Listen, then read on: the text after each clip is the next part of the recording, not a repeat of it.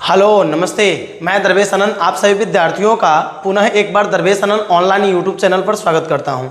बाबू, आज हम 12 फिजिक्स का अध्याय 2 गॉस का प्रमेय गॉस थ्योरम को स्टार्ट करेंगे। इस चैप्टर के अंतर्गत हम 16 वर्षों के PYQ को करेंगे, अर्थात प्रीवियस ईयर क्वेश्चन को करेंगे, है ना। जिसमें बाबू हमारा जो पहला प्रश्न मिलेगा वह प्रश्न है कि किसी सतह पर विद्युत फ्लक्स की परिभाषा दें, और यह प्रश्न 2021 में पूछा गया है। तो विद्युत फ्लक्स की परिभाषा क्या होती है बाबू? तो विद्युत क्षेत्र में स्थित किसी सतहों से, आई रिपीट, विद्युत क्षेत्र में स्थित किसी सतहों से लंबवत गुजरने वाली विद्युत बल रेखाओं की संख्या को विद्युत फ्लक्स कहते हैं, है ना। अब बाबू एक बात आप लोग ध्यान से सुन लीजिए, हम जो परिभाषा बोलें उसको हमने बोर्ड पे लिखा नहीं, है ना। तो आप लोग अपने पास नोटबुक और पेन रखिए, जो भी परिभाषा हम बोलेंगे उसको आपको लिखना है। जैसा कि हमने इसके पहले वाले वीडियो में बता रखा है कि बाबू यदि आप एक एक प्रश्नों को अच्छा से सॉल्व कर लेंगे तो एग्जाम में आपको बहुत सहूलियत मिलेगा, बहुत मदद मिलेगा। मैक्सिमम प्रश्न इसी PYQ से आएंगे, इस बात को आप ध्यान में रखिएगा। उस तरह से आप इसको तैयार कीजिएगा, है ना। तो इस परिभाषा को आप लोग लिख सकते हैं। आगे चलते हैं भाई। दूसरा प्रश्न है कि विद्युत फ्लक्स को परिभाषित करें, इसके SI मात्रक को लिखें। यह प्रश्न हमको 2019 में पूछा गया है। सेम प्रश्न है, देखो कई बार पूछा गया है, ये दूसरा बार आया, शायद इसके बाद भी आया है ना। क्या है कि विद्युत फ्लक्स को परिभाषित करें। जैसा कि हमने बोला कि विद्युत क्षेत्र में स्थित किसी सतहों से लंबवत गुजरने वाली विद्युत बल रेखाओं की संख्या को विद्युत फ्लक्स कहते हैं। बाबू विद्युत फ्लक्स को हम φe से लिखते हैं, और φe बराबर होता है EA cos थीटा। क्या होता है? EA cos theta. आप जानते हो कि जब cos होता है तो उस समय डॉट आता है, अर्थात φe बराबर vector E dot vector A। जब साइन थीटा रहेगा तो क्रॉस आता है, और जब cos थीटा है तो क्या आएगा भाई? डॉट आएगा, है ना। अर्थात दो सदिशों का अदिश गुणनफल, और दो सदिशों का अदिश गुणनफल एक अदिश राशि होती है। अर्थात आपका जो विद्युत फ्लक्स है ना, जो आपका इलेक्ट्रिक फ्लक्स है वह एक अदिश राशि होती है ना। तो बाबू इसमें क्या पूछा था कि इसके SI मात्रक को लिखें। तो इसके SI मात्रक को कैसे लिखेंगे? तो विद्युत क्षेत्र के SI मात्रक को हमने आपको बता रखा है। क्या होता है? न्यूटन प्रति कूलाम, और इनटू A क्या है? क्षेत्रफल सदिश। तो इसका SI मात्रक हो जाएगा मीटर स्क्वायर, अर्थात न्यूटन मीटर स्क्वायर प्रति कूलाम। या एक और इसका मात्रक होता है, अगर ऑब्जेक्टिव प्रश्न है, अगर इसमें ऑप्शन रहे और न्यूटन मीटर स्क्वायर प्रति कूलाम न रहे तो इसके अलावा सर और क्या रहेगा? तो बाबू हमने विद्युत क्षेत्र का आपको मात्रक बताया था कि वोल्ट प्रति मीटर भी होता है, वोल्ट प्रति मीटर भी होता है। आपको हम इसके पहले वाले क्लास में, अर्थात फर्स्ट चैप्टर के PYQ में बताया था हमने, है ना। तो क्या हो जाएगा? इनटू एरिया का क्या होता है? तो मीटर स्क्वायर। बाबू 1 मीटर से 1 मीटर कट जाएगा तो क्या बचेगा? Volt meter. तो विद्युत फ्लक्स का जो SI मात्रक है न्यूटन मीटर स्क्वायर प्रति कूलाम भी होता है, या इसे वोल्ट मीटर भी कहो। कोई दिक्कत? उम्मीद है कि आपको समस्या नहीं होगा। बाबू ये 2 अंकों का प्रश्न था, जिसमें एक अंक आपको ये परिभाषा के लिए मिलेगा और दूसरा अंक आपको SI मात्रक लिखने के लिए मिलेगा। दोनों आपको लिखना पड़ेगा। यदि आप एक चीज को लिख रहे हैं तो आपको 1 नंबर मिलेगा। मान लीजिए कि आपको परिभाषा याद है तो आप परिभाषा को लिख दीजिए। मात्रक यदि किसी कारणवश नहीं लिख पा रहे हैं तो, और यदि आपको मात्रक याद है, परिभाषा याद नहीं है, तो मात्रक को जरूर लिख दीजिएगा, उससे आपको 1 नंबर मिल जाएगा, है ना। ये आपका कॉन्सेप्ट होता है बिहार बोर्ड का। देख लीजिए, यही प्रश्न यहां पर 1 नंबर दे रहा है, और पहले नंबर प्रश्न में यही प्रश्न कितना नंबर दे रहा था? 2 नंबर दे रहा था, है ना। अलग अलग जगह पर व्यक्तियों की औकात अलग अलग हो जाती है। कहने का मतलब यदि किसी के साथ आप हैं, भीड़ में हैं, तो आपका कीमत घट जाएगा, और यदि अकेले हैं तो आपका कीमत बढ़ जाएगा। ये कॉन्सेप्ट होता है हमारे दैनिक जीवन में भी।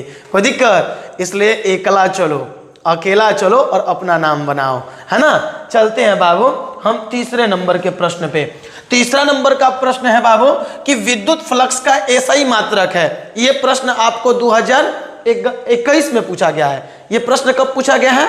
2021 में। क्या है भाई? कि विद्युत फ्लक्स का एसआई मात्रक हमने अभी तो बताया ना, क्या? न्यूटन मीटर स्क्वायर प्रति कूलम या वोल्ट मीटर। क्या ऑप्शन है भाई? Ohm metre, ampere metre, volt metre, volt प्रति मीटर। वोल्ट प्रति मीटर नहीं सर, वोल्ट मीटर। क्या सर? वोल्ट मीटर, है ना, वोल्ट मीटर। तो आपका हो जाएगा वोल्ट प्रति मीटर, तो विद्युत क्षेत्र का होता है, विद्युत क्षेत्र ई का होता है। कोई दिक्कत? तो आपका हो जाएगा ऑप्शन नंबर सी। चलते हम आगे। अगला प्रश्न हमारा 2018 में पूछा गया है। क्या है कि विद्युतीय क्षेत्र के फ्लक्स से आप क्या समझते हैं? फिर सेम क्वेश्चन, फिर सेम क्वेश्चन, वही क्वेश्चन पहला भी था, दूसरा भी वही है और तीसरा भी हमारा वही है कि विद्युत क्षेत्र के फ्लक्स से आप क्या समझते हैं, अर्थात विद्युत फ्लक्स की परिभाषा को ये पूछना चाह रहा है। वही आंसर रहेगा हमारा कि विद्युत क्षेत्र में स्थित किसी सतहों से लंबवत गुजरने वाली विद्युत बल रेखाओं की संख्या को विद्युत फ्लक्स कहते हैं। क्या बोलते हैं भाई? विद्युत फ्लक्स कहते हैं। बहुत सिंपल सी चीजें हैं, इसमें ज्यादा माथापच्ची करने की जरूरत नहीं है। हम आगे चलते हैं भाई। अगला प्रश्न है हमारा, ये 2012 और 2015 दो बार पूछा गया है, 12 और 15 में। क्या प्रश्न है सर? तो प्रश्न है कि विद्युत फ्लक्स को परिभाषित करें, गॉस के प्रमेय को लिखें एवं सिद्ध करें। ध्यान दो बाबू, यहां पर आपको दो प्रश्न एक ही क्वेश्चन में दो भाग में पूछा गया है ना, कि विद्युत फ्लक्स को परिभाषित करें। वही जो हम रिपीट करते आ रहे हैं, अब आपको याद हो जाना चाहिए, जितना बार हमने बोल दिया कि विद्युत क्षेत्र में स्थित किसी सतहों से लंबवत गुजरने वाली विद्युत बल रेखाओं की संख्या को विद्युत फ्लक्स कहते हैं। कोई दिक्कत? आपको याद हो जाना चाहिए। शायद इसके लिए 2 नंबर मिलना चाहिए, है ना। अब उसमें लिखा रहता है, या तो लिखा होगा कि 1+4 या लिखा होगा 2+3, है ना। तो इसका मतलब कि आपको विद्युत फ्लक्स का परिभाषा दोगे तो आपको 2 नंबर मिलेगा, और ये गॉस के प्रमेय को लिख करके सिद्ध करोगे तो कितना नंबर मिलेगा? 3 नंबर मिलेगा, अर्थात टोटल आपको 5 नंबर मिलेगा। ये प्रश्न कितना बार पूछा गया है? 2 बार पूछा गया है ना, 12 और 15 में। चलिए आगे क्या है भाई? तो आगे कर रहा है गॉस के प्रमेय को लिखें एवं सिद्ध करें, है ना। तो गॉस का प्रमेय क्या लिखेंगे? तो गॉस के प्रमेय के अनुसार किसी बंद सतहों से गुजरने वाला संपूर्ण विद्युत फ्लक्स, आई रिपीट, गॉस के प्रमेय के अनुसार किसी बंद पृष्ठ से गुजरने वाला संपूर्ण विद्युत फ्लक्स उस पृष्ठ द्वारा परिबद्ध, अर्थात घिरा हुआ, उस पृष्ठ द्वारा परिबद्ध कुल आवेश का 1/ε0 गुना होता है। उस पृष्ठ द्वारा परिबद्ध कुल आवेश का 1/ε0 गुना होता है ना। ध्यान दो, क्या कह रहा है कि गॉस के प्रमेय को लिखें एवं सिद्ध करें, है ना। तो हमने क्या बोला कि गॉस के प्रमेय के अनुसार संपूर्ण विद्युत फ्लक्स φe उस पृष्ठ द्वारा परिबद्ध कुल आवेश सिग्मा क्यू, कुल आवेश का 1/ε0 गुना होता है, अर्थात φe बराबर sigma Q upon ε0, sigma Q upon ε0। जो सिग्मा क्यू होता है ये होता है आपका कुल आवेश, ये क्या होता है? कुल आवेश। और ε0 निर्वात की विद्युतशीलता होती है, इसको हमने फर्स्ट चैप्टर में देखा था। कितना मान होता है भाई इसका? तो इसका मान होता है 8.85 × 10⁻⁻12, है ना। वहां पर जाकर के आप लोग जरूर देख लीजिएगा, है ना। चलिए हम इसको प्रूफ करते हैं, बहुत सिंपल है इसको प्रूफ करना। कैसे भाई प्रूफ करेंगे? तो इस चीज को हम क्लियर कर दे रहे हैं, है ना, फिर हम इसको प्रूफ करेंगे। इसको क्लियर कर देने दीजिए, है ना। φe बराबर सिग्मा क्यू अपॉन ε0 हमको प्रूफ करना है। तो हम क्या करेंगे कि माना, है ना, हम क्या करेंगे भाई कि माना एक बंद गोलीय पृष्ठ, आप एक गोलीय पृष्ठ ले लीजिए। माना एक बंद गोलीय पृष्ठ के केंद्र से r दूरी पर एक छोटे आकार के क्षेत्रफल, एक छोटा आकार का क्षेत्रफल हम इसके सतह पर ले रहे हैं। मान लेते हैं इसका पूरा क्षेत्रफल कितना है, a है, तो ये छोटा जो क्षेत्रफल, इस पे क्षेत्रफल अल्पांश लिए हैं, उसको हम क्या लिखेंगे, dA। तो माना एक बंद गोलीय पृष्ठ के केंद्र पर प्लस क्यू आवेश स्थित है। केंद्र पर हमने क्या लिख दिया, प्लस क्यू आवेश, है ना। तो माना एक बंद गोलीय पृष्ठ के केंद्र पर प्लस क्यू आवेश स्थित है। बंद पृष्ठ के एक छोटे आकार के क्षेत्रफल dA की केंद्र से दूरी कितनी है, r है, अर्थात इस गोले की त्रिज्या कितनी है, r है ना। तो इस dA पर हम एक बिंदु P लेते हैं, तब प्लस क्यू आवेश के कारण बिंदु P पर विद्युत क्षेत्र की तीव्रता E बराबर, फर्स्ट चैप्टर में हमने देखा था कि बिंदु आवेश के कारण विद्युत क्षेत्र की तीव्रता जो हमारी होती है वह होती है KQ upon R, KQ upon R। तो बाबू K का मान कितना होता है, 1/4 pi epsilon naught into Q upon R। इसको हम ले लेंगे इक्वेशन नंबर 1। क्या ले लेंगे, इक्वेशन नंबर 1। अब ध्यान दीजिए यहां पर बाबू, ये प्लस क्यू आवेश है और प्लस के कारण विद्युत क्षेत्र की तीव्रता हमेशा सतह से दूर होती है। कोई दिक्कत? अब बाबू, ये जो हम dA छोटा सा क्षेत्रफल लिए हैं, इसका क्षेत्रफल सदिश की बात करें, क्षेत्रफल सदिश, एरिया वेक्टर, एक सदिश राशि है तो उसकी दिशा भी होगी। एरिया वेक्टर मतलब सदिश, नाम से ही सूचित हो रहा है कि यह एक सदिश है। तो सदिश है तो उसका दिशा भी होगा। तो हमेशा जो आपका एरिया वेक्टर होता है उस सतह का लंबवत होता है। यदि ऐसे सतह है तो एरिया वेक्टर ऐसे होगा, यदि ऐसे सतह है तो एरिया वेक्टर ऐसे होगा, अर्थात हमेशा सतह के लंबवत होता है एरिया वेक्टर। तो हमने जो आपका क्षेत्रफल सदिश dA लिया है, इसका एरिया वेक्टर सतह के लंबवत इधरे होगा, मतलब dA वेक्टर लिखेंगे। अब बताओ E और dA सेम दिशा में है ना, सेम दिशा में है ना, तो इसका बाई कोण कितना होगा, अर्थात E और dA के बीच का कोण 0 डिग्री। अब विद्युत फ्लक्स है ना, छोटे से क्षेत्रफल के लिए पढ़ रहे हैं तो छोटा सा फ्लक्स फाई E बराबर E dA क्या हो जाएगा, vector E dot vector dA, अर्थात E, माफ करो वेक्टर नहीं ना होगा, E dA cos 0 डिग्री। कोई दिक्कत, cos 0 1, तो आपका हो जाएगा E dA, समीकरण है ना 1 से मान रखने पर रखो। E का मान कितना हो जाएगा, E का मान कितना हो जाएगा, यहां पर देख लीजिए, है ना, यहां पर देख लीजिए। या एक ऐसे भी कर सकते हो कि अभिमान ना रखो, अभिमान ना रख करके आप संपूर्ण फ्लक्स निकाल लो। अब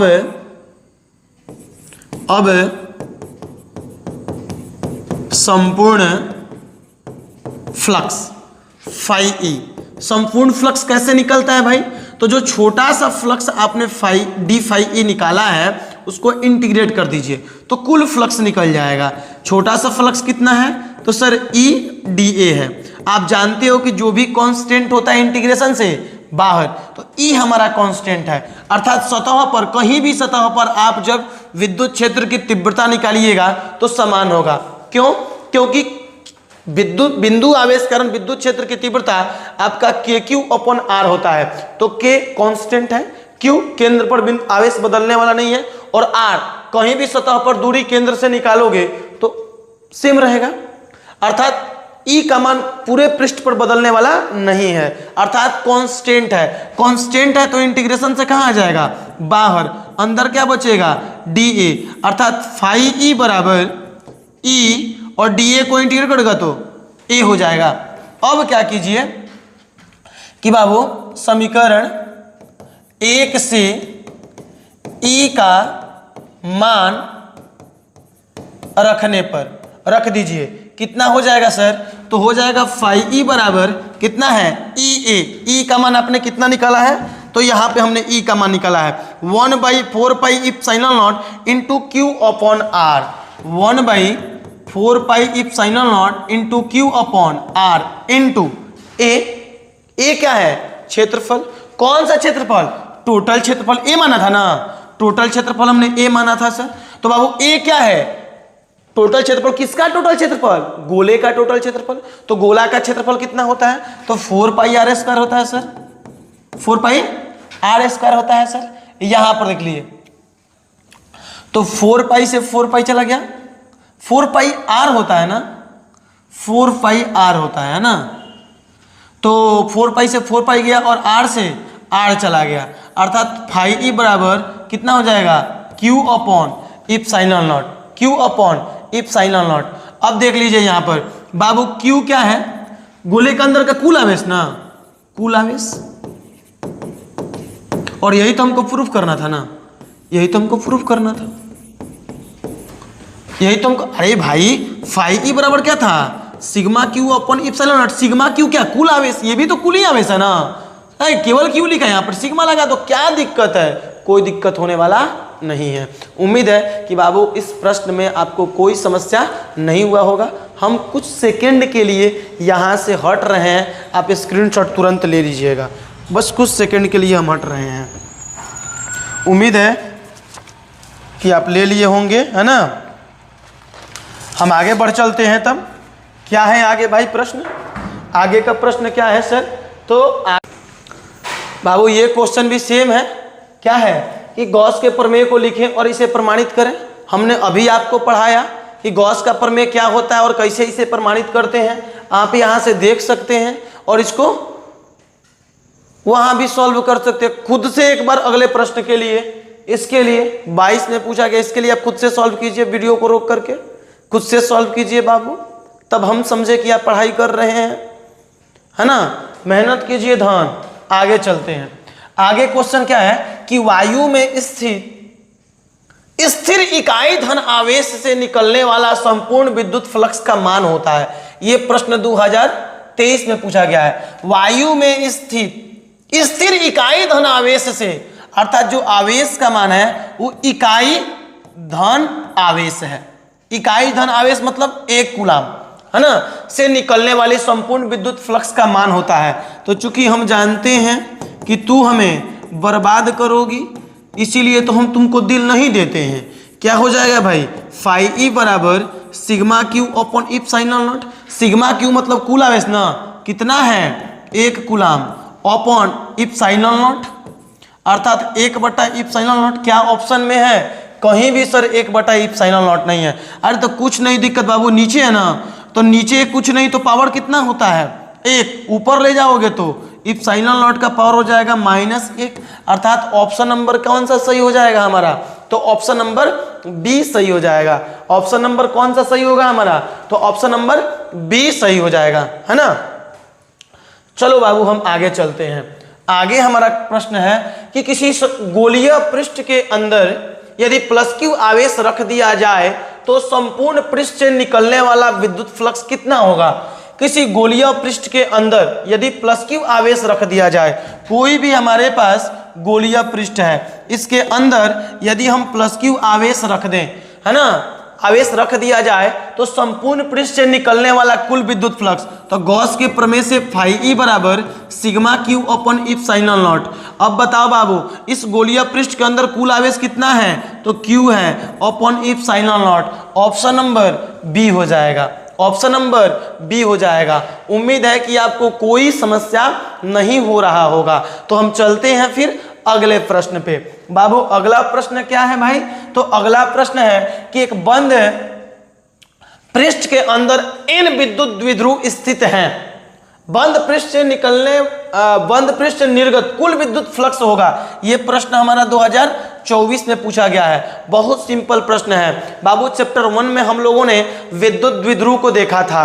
क्या होता है? तो जब समान परिमाण परंतु विपरीत प्रकृति के दो बिंदु आवेश एक दूसरे से अल्प दूरी पर रखे जाते हैं तो आवेशों का यह निकाय विद्युत द्विध्रुव कहलाता है। तो आवेशों का यह निकाय क्या कहलाता है भाई? विद्युत द्विध्रुव कहलाता है ना। तो अब यहां पर देख लीजिए बाबू, हमारे पास एक बंद गोलीय पृष्ठ है। लो, हमने यहां पर एक बंद पृष्ठ केवल बोल रहा है तो गोलियां ही ले लेते हैं, कोई दिक्कत नहीं है। तुमको अगर कुछ दूसरा लेना होगा, चलो सर आप हमेशा केवल गोलिया की बात कर रहे हैं सर, हमेशा आप किसकी बात कर रहे हैं? गोलिया की बात कर रहे हैं। नहीं सर, हम एक बार आयताकार ले लेते हैं। लो, आयताकार ले लिए।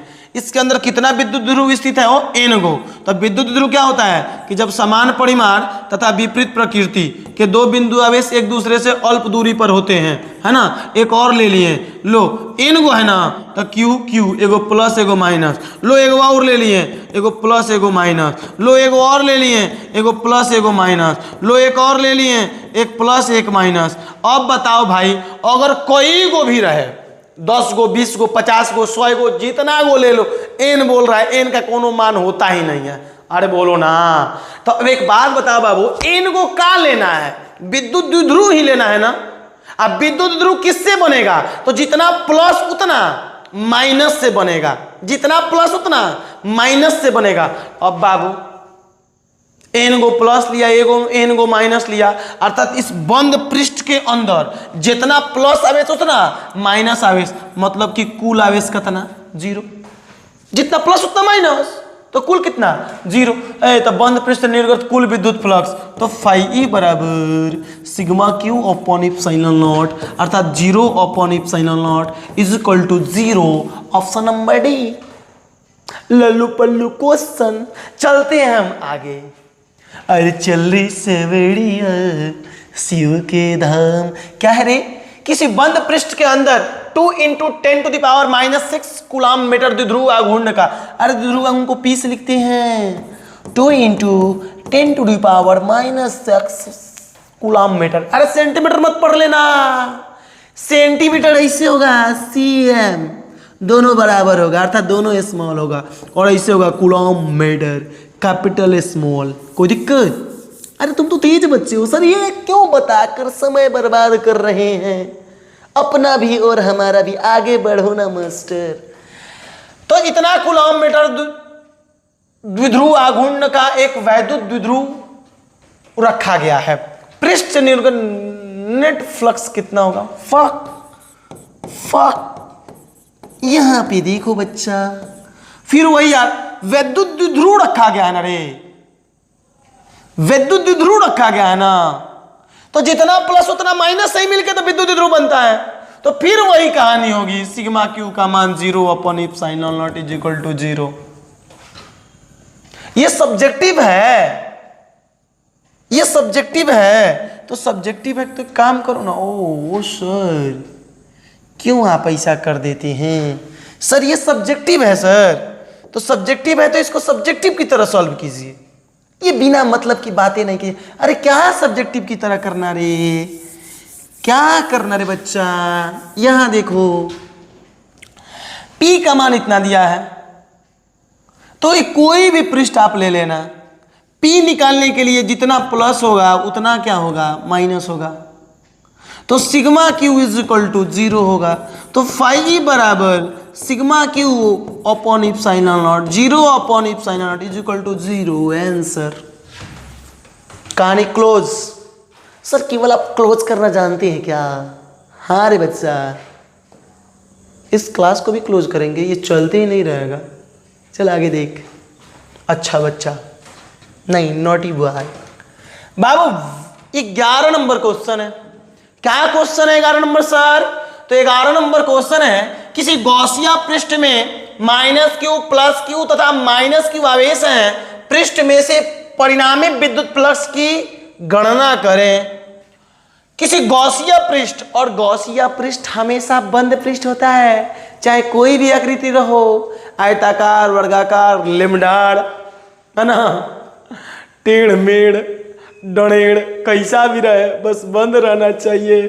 तो एक बंद ले लिया हमने पृष्ठ, इसमें कौन सा आवेश है, -q + 2q -q। तो बाबू यहाँ पर सिग्मा q बराबर कितना, -q + 2q -q = 0।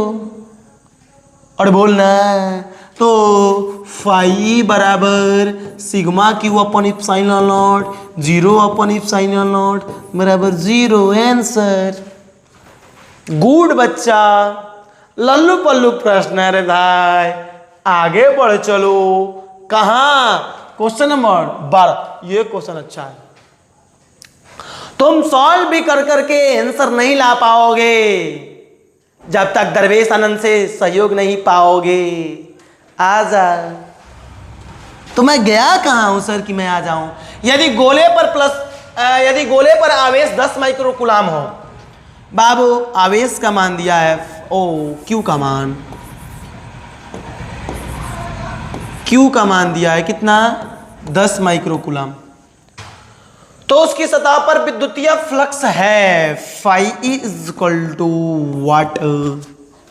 तो बाबू 10 गुने ये क्या है, माइक्रो का मान कितना होता है, 10⁻⁻6 कूलाम। फ्लक्स निकालना है तो फाई बराबर sigma q upon epsilon not.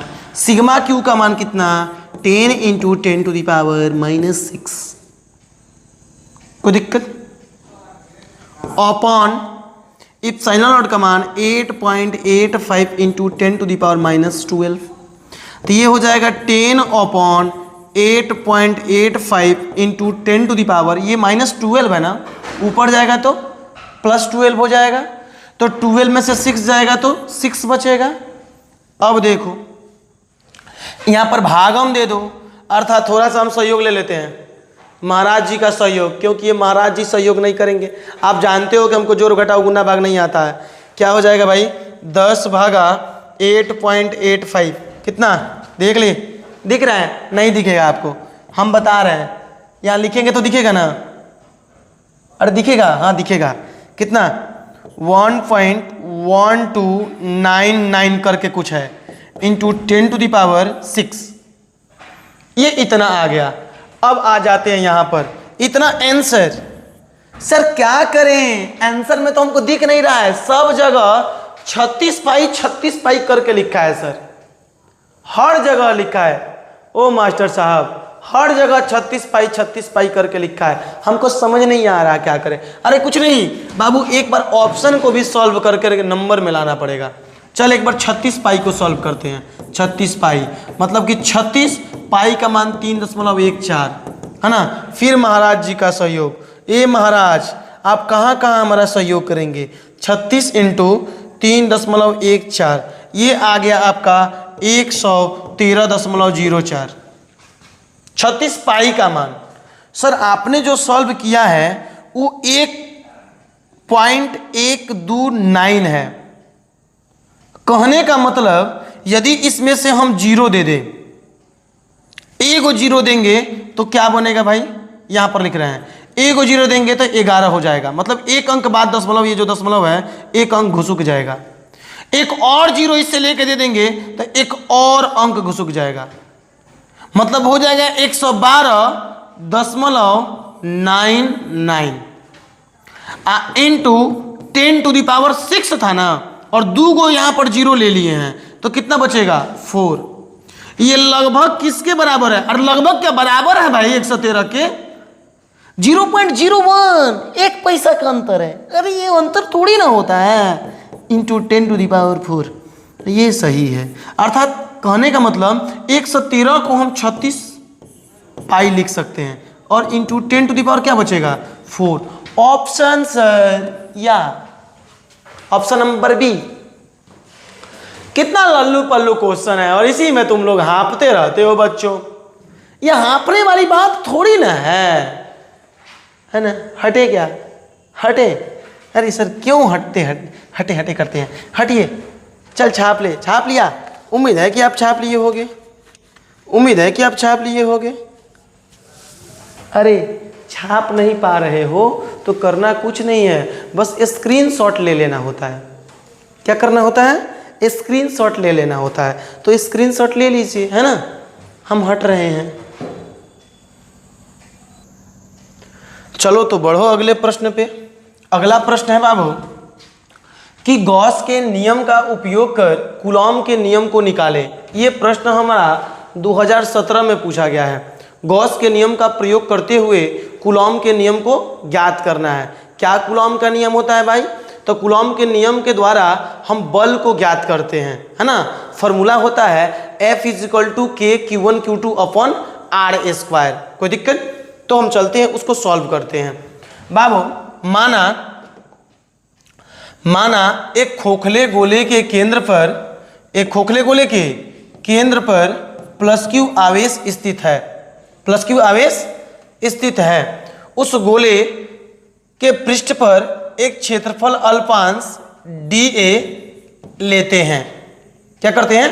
dA लेते हैं।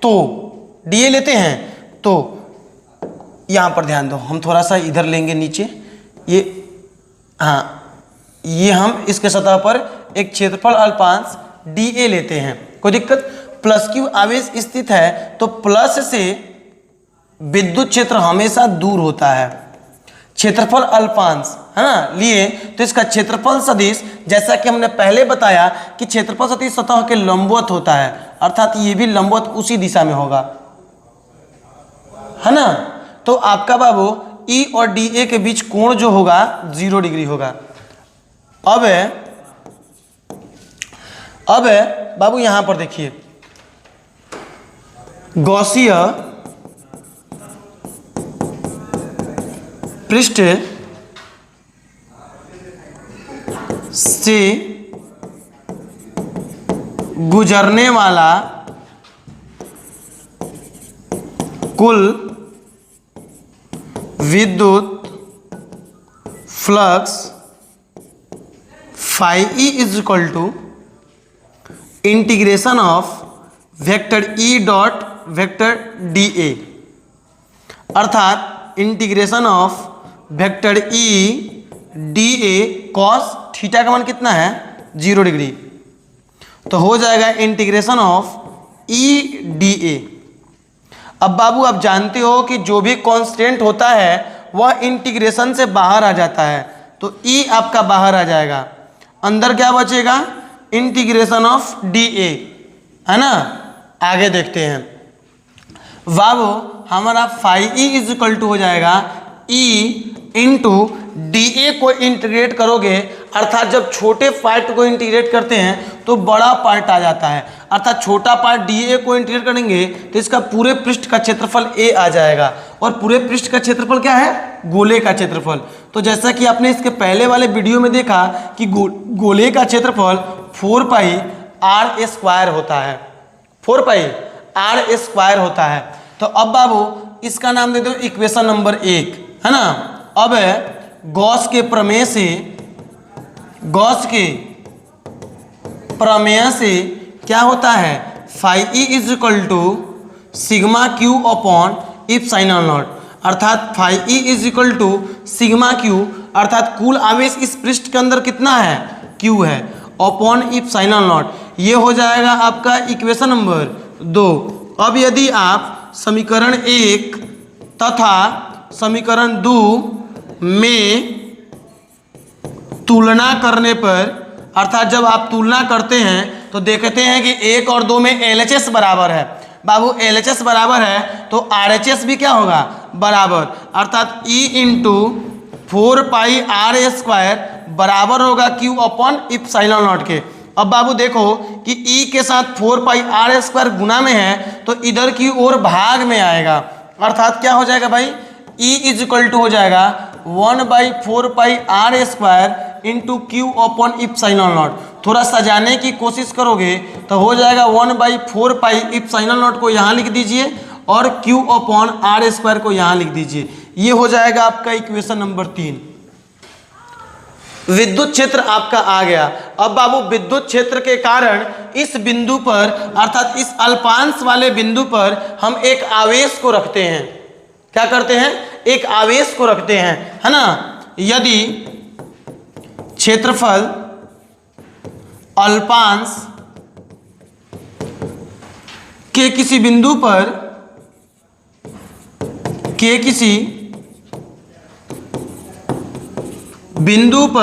बिंदु पर Q0 आवेश अर्थात परीक्षण आवेश रखने पर विद्युत क्षेत्र द्वारा बल, विद्युत क्षेत्र द्वारा बल कितना हो जाएगा भाई? तो विद्युत क्षेत्र में स्थित किसी आवेश पर बल कितना लगता है? F बराबर Q इंटू ई। ये भी फर्स्ट चैप्टर में हम लोगों ने पढ़ लिया है। समीकरण 3 से E का मान रखने पर, समीकरण 3 से बाबू हम E का मान रखेंगे तो F is equal to Q into, माफ करो Q ना, Q इंटू E का मान कितना है? Q का मान, माफ कीजिए, Q का मान Q0 है ना, तो Q0 और E का मान कितना है? समीकरण 3 से रखो, क्या हो जाएगा 1 बाई, ये Q0 रख देते हैं, 1 by 4 pi epsilon naught into Q upon R square. तो F इज इक्वल टू हो गया 1 by 4 pi epsilon naught into Q0 upon R square. यही तो कूलॉम का नियम है। F बराबर 1 बाई 4 पाई इप्सिलॉन नॉट क्या होता है?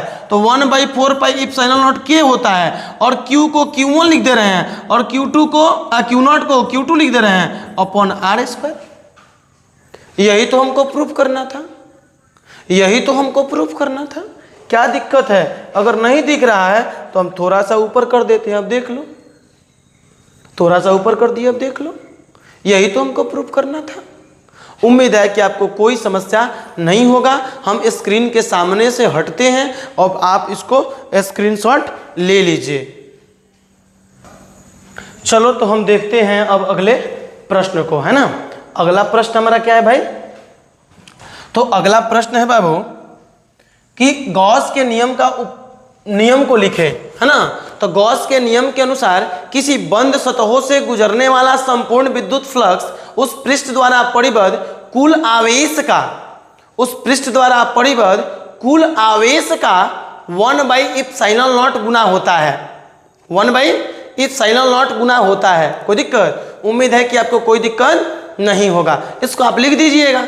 आगे बाबू इसी में पूछ रहा है कि इसकी सहायता से किसी अनंत विस्तारित समरूप आवेशित पतले सीधे तार के कारण किसी बिंदु पर विद्युत क्षेत्र की तीव्रता के लिए व्यंजक प्राप्त करें, विद्युत क्षेत्र की तीव्रता के लिए व्यंजक प्राप्त करें। बाबू तो हम मान लेते हैं कि माना ए बी अनंत लंबाई की एक सीधी चालक तार है ना। अनंत लंबाई खींचना संभव नहीं ना है, तो हम क्या करेंगे? डॉट डॉट डॉट डॉट रेखा के द्वारा ऊपर भी और नीचे भी दिखा देंगे। अर्थात ऊपर भी बहुत आगे तक जा रहा है और नीचे भी बहुत आगे तक जा रहा है, अनंत लंबाई का हो गया। तो माना अनंत, कैसे लिखना देख लीजिए, कैसे लिखिएगा देख लीजिए बाबू। लिखिएगा कि माना ए बी एक अनंत लंबाई का चालक तार है ना, जिसके प्रति एकांक लंबाई पर आवेश लेमडा है। इससे आर दूरी पर, इससे कितना दूरी पर? आर दूरी के किसी बिंदु P पर विद्युत क्षेत्र की तीव्रता E हो तो अब बाबू इससे आर दूरी पर मान लेते हैं इसकी विद्युत क्षेत्र की तीव्रता E है और इसी को तो निकालना है। तो बाबू E इज इक्वल टू होता है 1 by 2 pi epsilon naught into lambda upon R, और इसी को हमको प्रूफ करना है। इसी को क्या करना है? प्रूफ करना है। बहुत आसान है प्रूफ करना, बहुत आसान है प्रूफ करना। हम कर देते हैं।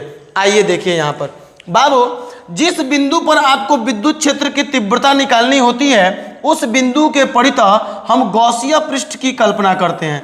बाबू गॉसिया पृष्ठ हमेशा एक बंद पृष्ठ होता है। गॉसिया पृष्ठ क्या होता है? तो गॉसिया पृष्ठ एक बंद पृष्ठ है। अब जब एक रेखा को आप बंद करोगे तो रेखा को बंद हम किससे कर सकते हैं? तो रेखा को हम एक बेलन से बंद कर सकते हैं, है ना। तो लो ये एक बेलन है, उससे हमने इसको क्या कर दिया? बंद कर दिया।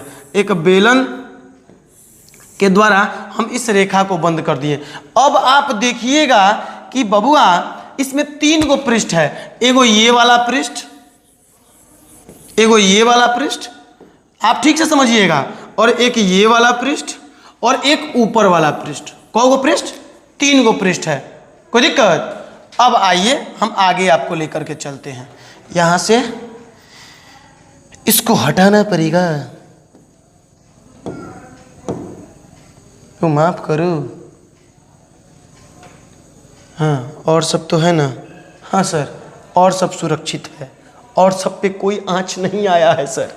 हाँ, तो अब देखो बाबू, विद्युत फ्लक्स की परिभाषा से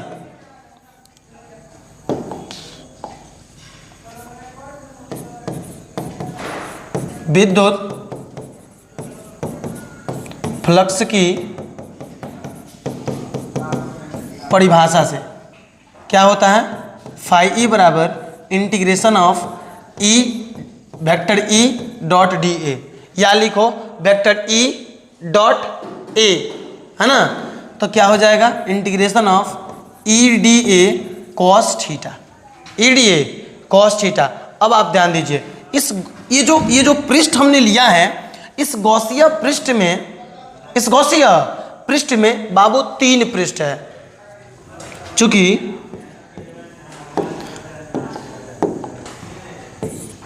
इस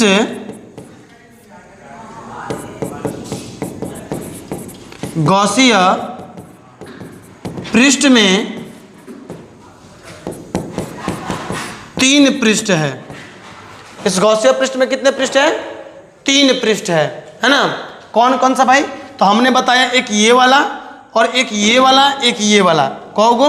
3 गो। एक ये हटा दिए, एक ये दूसरा, और एक ये तीसरा। 3 पृष्ठ ना? इस गॉसिया पृष्ठ में आपके कितने पृष्ठ थे? 3 पृष्ठ हैं, है ना? अब देखिए, इसके प्रति एकांक लंबाई पर कितना आवेश है? लेमडा। प्रति एकांक लंबाई पर स्थित आवेश को ही हम लेमडा बोलते हैं, अर्थात रेखीय आवेश घनत्व कहते हैं। ये आप फर्स्ट चैप्टर के वीडियो में देख सकते हैं, है ना? पिछले वीडियो में क्रम से आप वीडियो देखिएगा बाबू, क्रम से देखिएगा, तब आपको बेहतर समझ में आएगा। आइए आगे देखते हैं। अब बाबू, इस पे मान लेते हैं कि प्लस का आवेश, अरे लेमडा है तो लेमडा बराबर क्या होता है? लेमडा बराबर क्यू अपॉन ए होता है ना?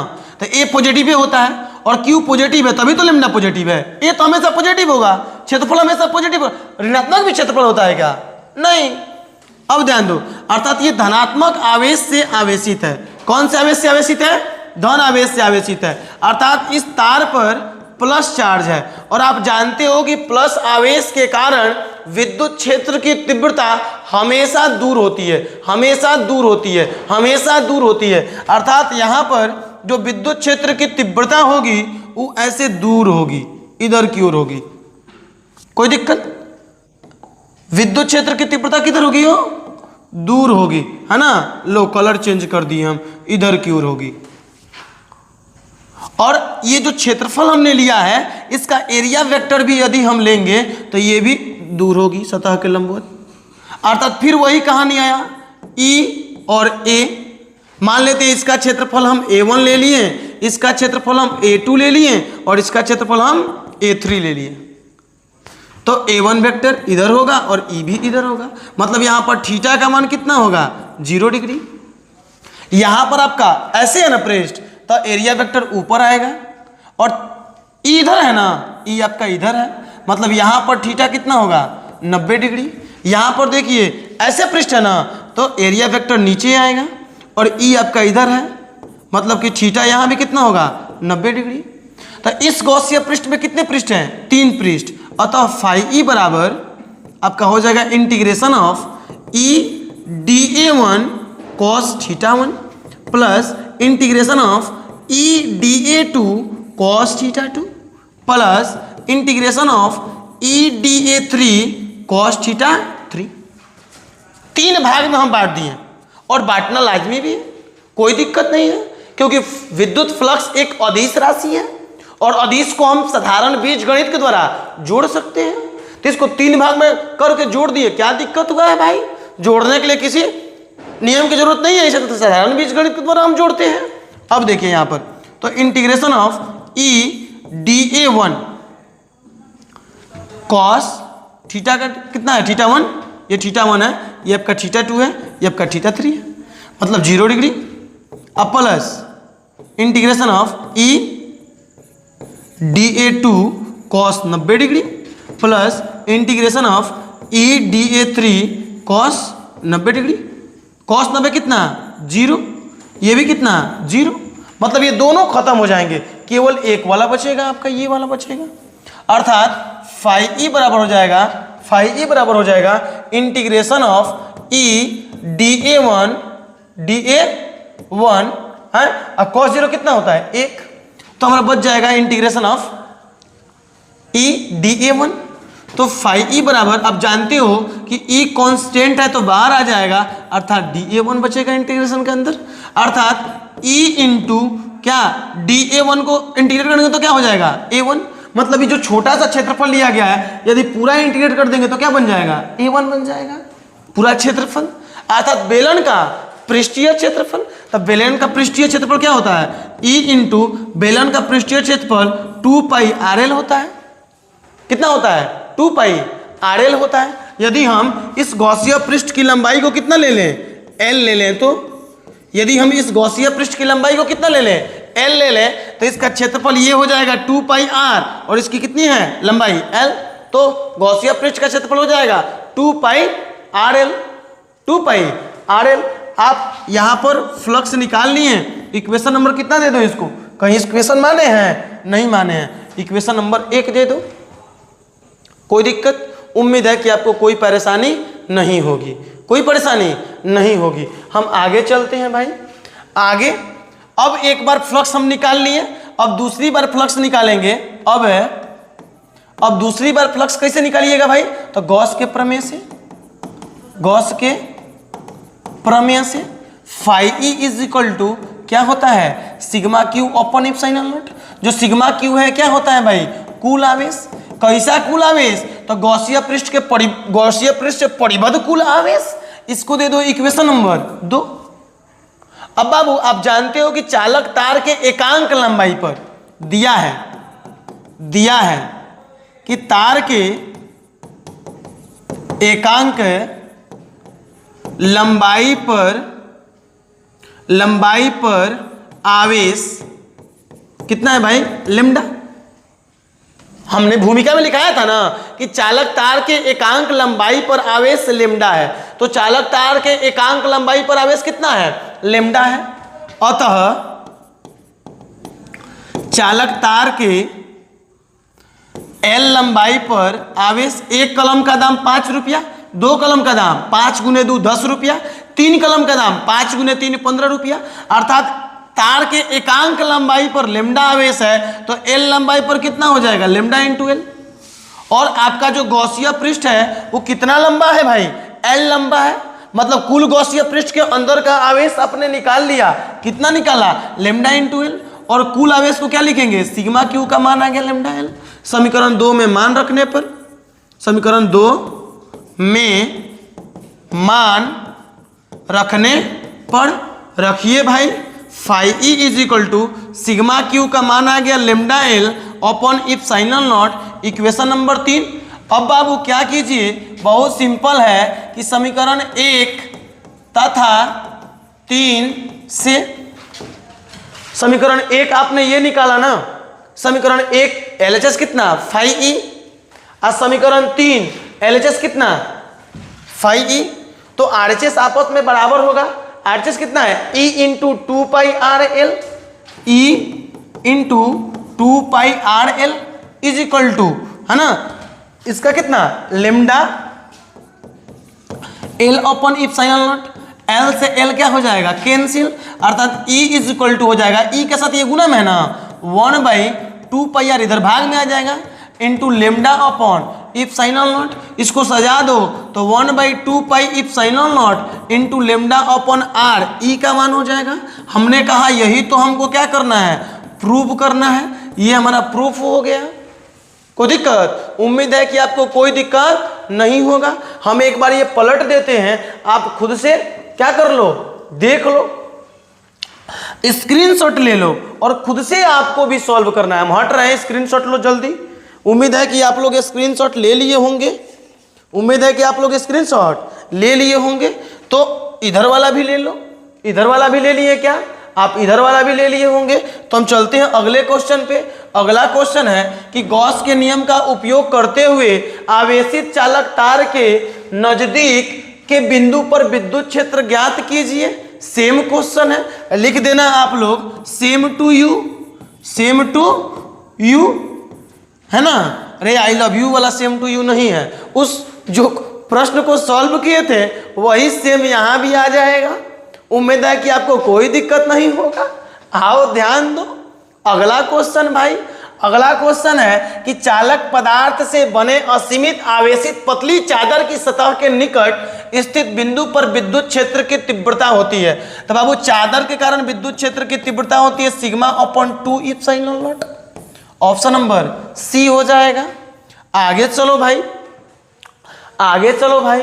अगला प्रश्न हमारा 2017 में पूछा गया, किसी आवेशित खोखले गोलाकार चालक के भीतर, कैसा गोलाकार, खोखला गोलाकार, लो ये रहा, खोखले गोलाकार चालक के भीतर विद्युतीय तीव्रता का मान होता है।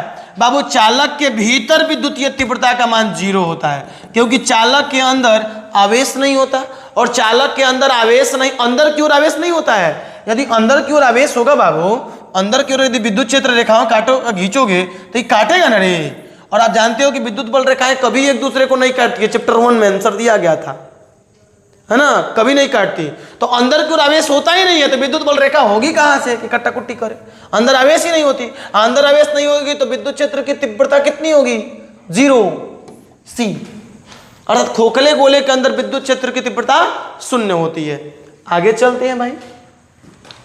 अगला प्रश्न है, धातु के आवेशित गोले के पृष्ठ से गोले की केंद्र की ओर जाने पर विद्युत क्षेत्र, अरे भाई घटता है बढ़ता है उतना ही रहता है जितना पृष्ठ पर है, सर्वत्र शून्य रहता है। बाबू गोले के भीतर कहीं जाओगे विद्युत क्षेत्र की तीव्रता सर्वत्र क्या रहेगी, शून्य रहेगी। अंदर विद्युत क्षेत्र होता ही नहीं है, कोई दिक्कत। आ जाइए last question in this chapter, क्या है भाई, तो है स्थिर विद्युत परिरक्षण क्या है।